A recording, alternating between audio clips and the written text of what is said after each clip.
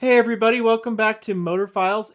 Today we're going to work on getting some spring maintenance done on the El Camino just in time for cruising season. It needs a few things, so I'll show you what we're going to do and kind of tackle it one piece at a time.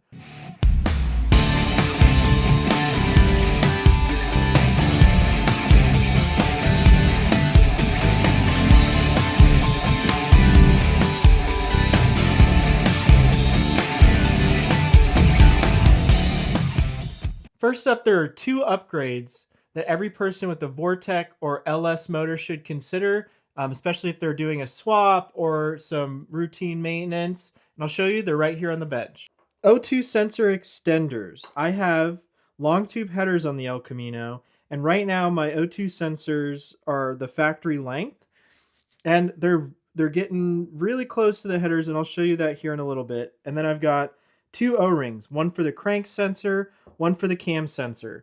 I did not know that these can cause a leak if they're not changed out periodically. And I've noticed that there's some seepage, especially from the crank sensor, which is above the starter, which is going to be a little hard to get to, but we'll get to it. And then the cam sensor sits under the intake manifold, and I'll show you that as well. These are, really inexpensive. I think these are like a couple dollars, and it's something I probably should have considered when I had the motor out of the car. As I've done more research and kind of done some inspection on where I'm having some oil leakage, these two little O-rings are a must, and we are going to get those installed. So first up, we're going to tackle these O2 sensor extensions. While the car's in the driveway, they're relatively easy to get to, and kind of zip tie the O2 sensor wires out of the way from the exhaust, so that way we don't have to worry about any issues. And then we will bring the El Camino to the other shop later on, and we will tackle some spring maintenance with an oil change. And we'll dive into the cam and crank position sensor O-ring replacement, and maybe a couple other things on the maintenance side. Let's get to it. Let's get these O2 sensor wire extensions plugged in. This never gets old. How about that? And if I want to lock it, it's like a modern car. All right, let's get the hood pop.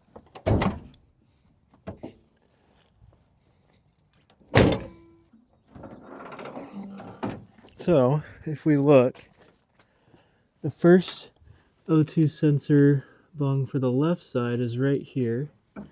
Let's see if we can get, let me grab my light. It is a little roasted, as you can see from tapping the header right there. So if we get some length on that, we can actually move it over just a little bit and then zip tie it up here. And then if we go over to the driver's side,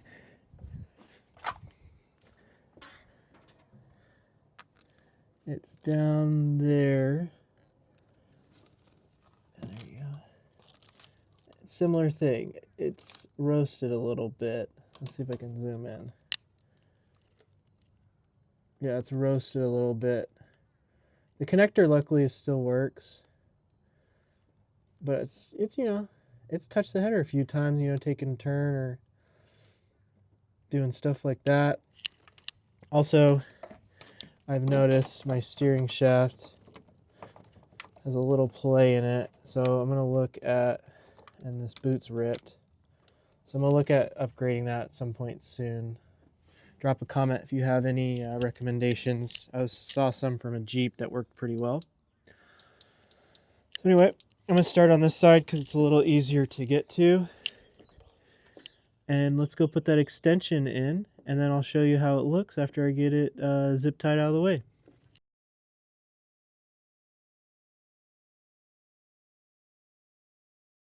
So the passenger side is done. Let me show you. Zip tied way out of the way. Plenty of room right here. Before, this clip was hitting the header right here. Now it's way out of the way, not even close to touching, so I feel significantly better about that. I did run into, you can really see how much more clearance we have, and it'll be really easy If I do have to pull these headers off for some reason, just snip here, 2 zip ties. That'll come forward. And then also, too, the way I have it set up now, it's really easy for me. I can just disconnect this O2 sensor bung. This will stay right here. And then I can just yank the header out. But one thing I had to... Oh, there goes my box cutter. Anyway, one thing I had to do, I noticed... Here's the other side. On this particular model, it's this very similar plug. However, there's a notch here, and then you can see that hole. That's supposed to be notched, and it wasn't. So I had to trim it very carefully to where there's a shorter notch here and a longer notch there in order for it to fit. Now, the other side's a bit more complicated, so I don't feel like screwing with that for 5-10 minutes. So what I'm going to do is I'm going to go in the shop and trim out this notch right here, and then I'll go and install it on the other sides. I'll show you what the notch looks like here in a second after I go trim it. Take a look at my work. Here we are. Much better. You can see it's not like the cleanest thing in the world because I didn't have a file quite small enough to get down in there. Maybe I should buy some old jeweler's files. But now we have a full notch that'll fit right in that clip.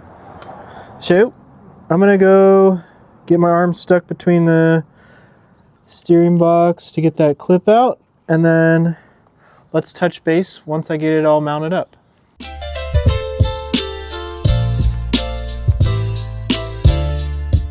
Check it out. Might be hard to see. Let me back up. Let me grab my light. But light's dying. There's the wire right there. It snakes around. Hold on. It snakes around. This might be hard to tell, but there's plenty of room.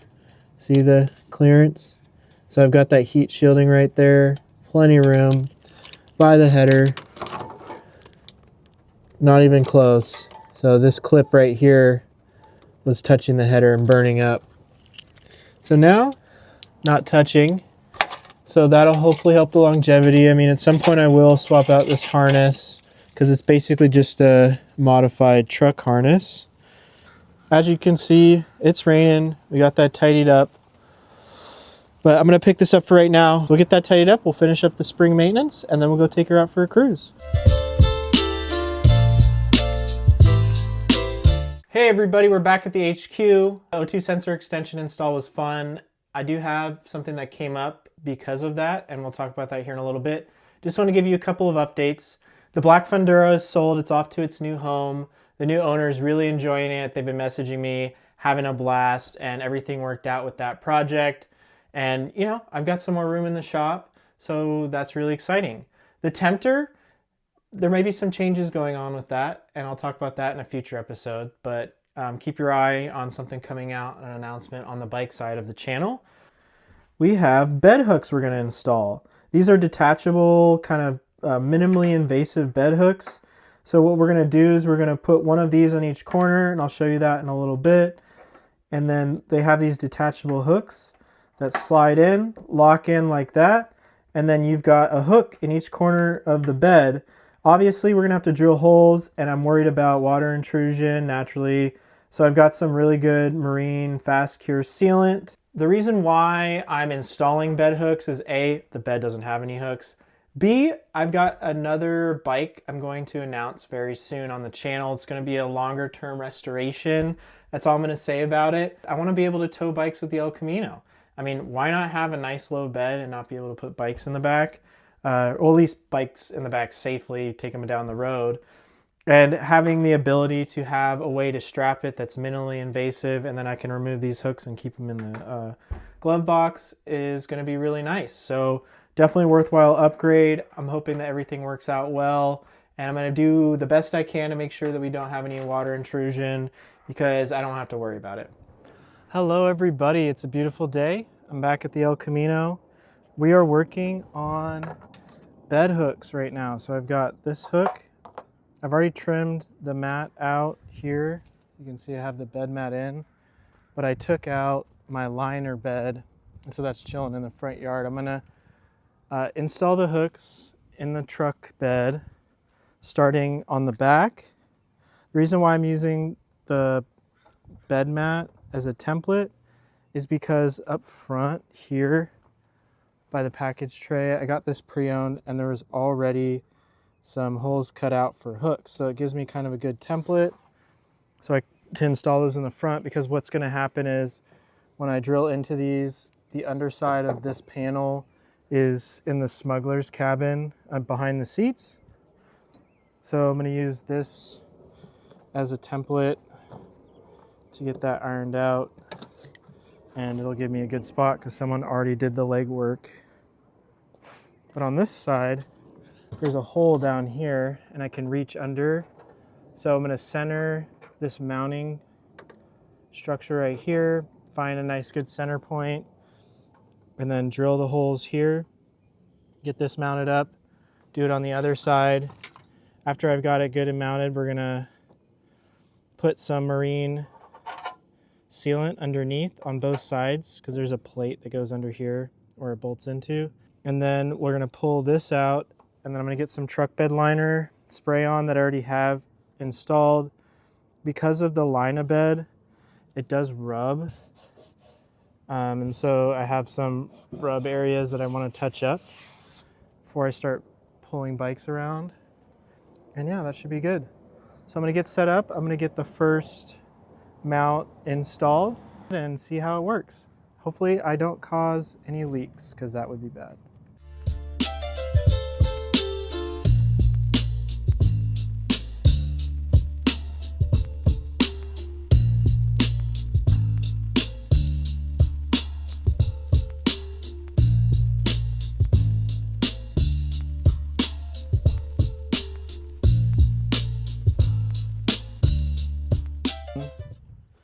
But here's the first one. It's covered in marine epoxy. I'm gonna let this cure up. I'm gonna sand it down, put some seam seal over it, sand it down again, get it nice and flush, and then I'll hit it with some truck bed liner paint, and you'll barely tell that it's even there. All right, I'm gonna get these other 3 installed, same process as before, and then we'll check in shortly. Up front here, I've got one on this side and one on that side. They bolt all the way through the cabin. And then you'll see those 2 bolts right there in the plate. I'm gonna go through, I'm gonna cut those down after everything's nice and cured up. So that way they're not sticking out too far. And then I'll get some truck bed paint and paint over that so it looks like it wasn't even an aftermarket install. It would look like it's factory. Super stoked on this. These are relatively inexpensive and definitely worth it if you have an old car like this or an old truck and you need a place to mount something. Hey everybody, sorry if I sound weird. I'm recovering from the flu right now. But let me show you the bed hooks in the Elco update. So I've got it under the cover. It's all the same for all 4 corners, but here they are sprayed in. It's kind of not as pretty as I'd like, but I'm gonna make some adjustments. We'll probably come in the next episode and clean this up a little bit and then spray them in again.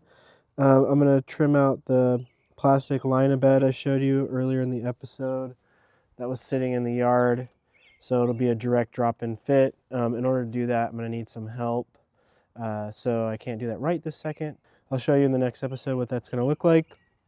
I tried to hook, works great. We will get this cleaned up just a little bit more and it's gonna look nice and pretty when I'm done. So it's a hot rod, it's an ongoing process. I'm gonna see you over in the shop in a second. We'll talk about next steps. The bed hooks turned out better than I expected. Obviously there's, like I said earlier, there's a few little adjustments I wanna do. So I'll keep you guys in the loop on that. I should have that project wrapped up in the next episode. I'm gonna split the spring maintenance into 2 episodes. So a couple things I learned while I was putting everything together. As I said before, how to pull the O2 sensor extensions out. We are gonna run those, but I had an issue. I figured out when I put my OBD2 scanner in the port, I was looking at my fuel trim data, You have a primary short-term fuel trim and then a secondary long-term fuel trim. My long-term fuel trim was maxed out at 25% throughout the entire rev range, idling, warm, etc. I talked to my tuner about it. This indicated a lean condition, which is a vacuum leak, exhaust gasket leak, or some kind of other issue with the O2 sensors. Did some deep diving, looked around, figured out, hey, my exhaust gaskets are leaking. So I have a solution for that.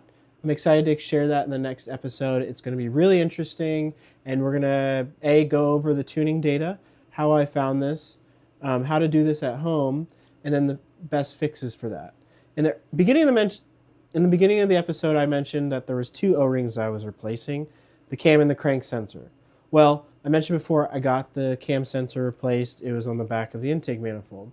Because I have to go into the exhaust gaskets on the headers, I'm going to take care of the crank sensor behind the starter while I have the passenger side header disconnected. That's going to give me a little bit more room, hopefully anyway, ideally. So I'm going to try to do that all at once just to make it a bit easier. So I'm sorry I didn't really explain that too much. I think the cam sensor is pretty easy. The crank sensor is a bit more involved. So I think that'll make for more interesting content. So I'll have a fix for that, and then we'll do an oil change, and then I'll show you some other things I'm working on the engine side to dial in the setup a bit more, and then planning for future performance upgrades and suspension upgrades. So thank you so much for watching. I know this video wasn't exciting as it could be, but there's way more exciting content coming. I've got a whole plethora of bike stuff coming. It's the beginning of spring, so we're going to knock out some of the maintenance, and we're going to ride hard and drive hard this summer, do a bunch of fun stuff. We're going to go to a ton of shows. We're going to ride in the dirt. It's going to be awesome, and I'm really excited to take you guys along with me. So thank you so much for watching. Don't forget to like, share, and subscribe. I love you, and I'll see you on the next one.